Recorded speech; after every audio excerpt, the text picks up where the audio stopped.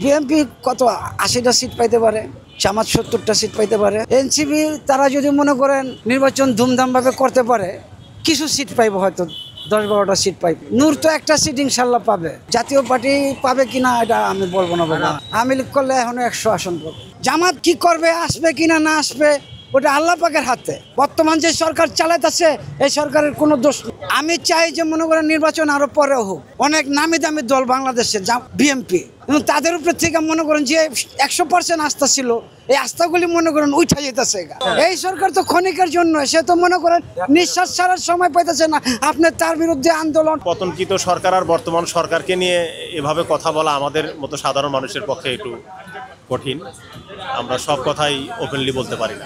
সুষ্ঠু নির্বাচনের মধ্য দিয়ে জনগণের ভোটের অধিকার জনগণ ফিরে পাবে। জনগণ ভোট দিয়ে সুষ্ঠু নির্বাচনের মধ্য দিয়ে যে কোনো একটা সরকার গঠন হলেই দেশটা আমার মনে হয় যে একটু ভালোর দিকে আসবে। তবে নির্বাচিত সরকার এই দেশে অতি জরুরি প্রয়োজন। ইনকামের ব্যাপারটা তো মনে করেন যে অন্যরকম, নিজের ব্যাপারটা হলো আরেক রকম। নিজে মনে করেন অশান্তিতে আছি, যেই জন্য সেই কথাগুলি বলুন। আমার অশান্তির কারণ হয়েছে মনে করেন এই দেশে যে অবৈধ অটোগুলি রাস্তায় চলে, এই অবৈধ অটো যে বেড়া হাতে স্টার্টিংটা ওই মনে করেন উল্টা রং সাইড রোড দা যাইতেছে, ওর কোনো প্রতিমা নাই, বিচার নাইকা, ওর কোনো অভিযোগ নাইকা। অথচ আমার এই অটো রিক্সার সিএনজি যাত্রীগুলা ওরা ভাড়া কমায় নিয়ে যেতেছে। আমার অটো রিক্সার সিএনজির পিছে কত মানুষ যে এই শহরে বাঁচছে, যেমন এই মোটরসাইকেল পাঠাও আমার এই সিএনজির পিছে বাইজে আমার ক্ষতি করছে, অটো রিক্সা আমার সিএনজির পিছে বাইজে আমার ক্ষতি করছে। এই সরকার বলতে না, বিগত ১৭ বছর যে সরকার ছিল, ওই ১৭ বছর তো ওই সরকার চোখে দেখে গেছে। ওই সরকার কি করে গেছে? ওই সরকার একটু যাওয়ার আগে তাদেরকে এরকম একটা উস্কানিমূলক পদক্ষেপ দেওয়া গেছে যে তাদেরকে যেন কোনো সরকার আইসা না তাড়াইতে পারে। মিয়া সাহেব কথা বুঝ পাইছেন?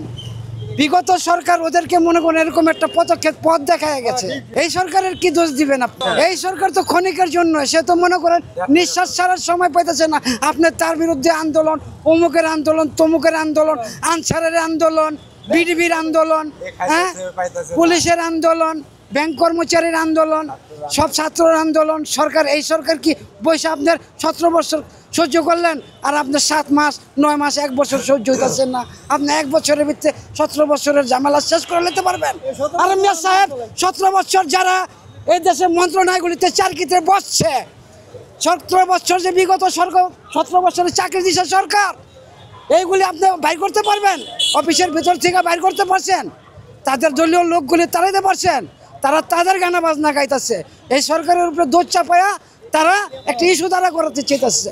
এই সরকারের কোনো দোষ না, বর্তমান সরকারের। বর্তমান যে সরকার চালাইতেছে এই সরকারের কোনো দোষ নেই। আমি চাই যে মনে করেন নির্বাচন আরো পরে হোক। কারণ কি মনে করেন যাদের উপরে একটা আশা ভরসা ছিল, অনেক নামি দামি দল বাংলাদেশের বিএনপি, এবং তাদের উপর থেকে মনে করেন যে ১০০% আস্থা ছিল, এই আস্থাগুলি মনে করেন উঠে যেতেছে, কাজে কর্মে উঠে যেতেছে। তো আমাদের মানুষ বোঝার জন্য আর ভাবার জন্য একটু সময়ের দরকার আছে। জামাত কি করবে, আসবে কিনা না আসবে ওটা আল্লাহ পাকের হাতে। যদি এই দেশের মানুষ আপনি জিজ্ঞাসা করেন এখানে আমরা কয়জন আছি, আপনি পাকিস্তানের সমর্থন জিজ্ঞাসা করেন, পাবেন না। কেন পাবেন না? পাকিস্তানের সাথে আমাদের একটা যুদ্ধ হয়েছে বললা অপবাদ বোধ করবো বললা মনে করেন পাকিস্তানের সমর্থন আমরা কেউ করি না, আমরা ভারতের সমর্থন করতেছি। ১০০% মানুষের ভিতরে মনে করেন ৯০% ভারতের সমর্থন, বুঝছেন? ভারতের সমর্থন আমরা করি না। এটা নির্বাচন কমিশনার সাধারণ মানুষ হিসাবে মতামত দিতে পারি না, তাদের ছাড়া নির্বাচনটা মনে করেন যে আমার কাছে ভালো লাগবে না আর কি। সাধারণ মানুষ হিসাবে আমি এই কথাটা বলব। বিএনপিও সরকার ছিল, আওয়ামী লীগের সরকার ছিল। বিএনপি সরকারের সময় আমরা এই সিএনজি ৩০০ টাকা জমায় চালাইছি, ৩০০ টাকা ভাড়ায় চালাইছি। এই ৩০০ টাকা ভাড়ার থেকে বিগত সরকারের ১৭ বছরে এটা এখন আইসা ভাড়ায় দাঁড়াইছে মনে করেন ১৩০০ টাকা।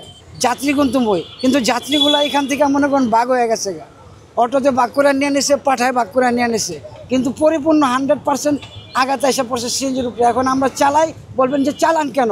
আমরা পেটের দায়ে চালাই, বিগত থেকে চালাইছি।